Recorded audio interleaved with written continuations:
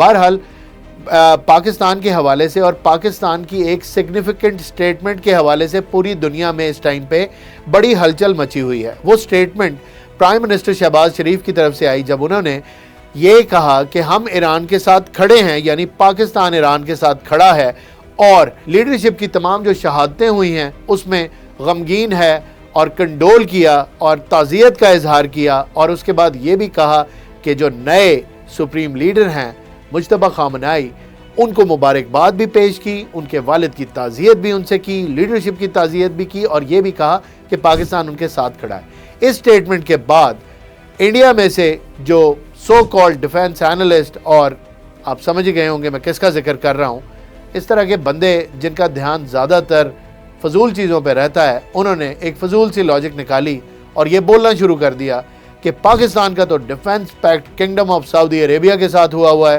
اور یہ ایران کے ساتھ کھڑا ہے. پہلے بھی میں اس چیز کا ذکر کر چکا ہوں. تو ان لوگوں کی انفارمیشن کے لیے ایک چھوٹی سی بات بتا دیتا ہوں جو فیکٹ ہے. انڈیا کا ڈیفنس بجٹ 95 سے 100 بلین ڈالر کے قریب ہے، اور سعودی عربیہ کا ڈیفنس بجٹ تقریباً 78 بلین ڈالر ہے.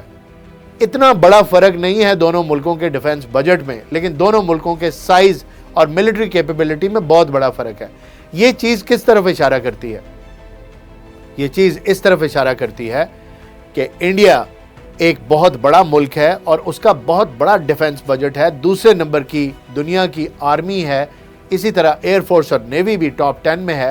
تو سعودی عربیہ جو کمپیریٹیولی چھوٹا ملک ہے، ایک سائیڈ پہ ہے، مڈل ایسٹ کے اندر ہے، اور اس کی وجہ شہرت آئل پروڈیوس کرنا ہے، ملٹری رکھنا نہیں، اس کا ڈیفنس بجٹ بھی 78 بلین ڈالر ہے. یعنی کہ it has got a very well developed defense forces and it has all the modern defense equipment as far as air force is concerned and ground forces and weaponry is concerned.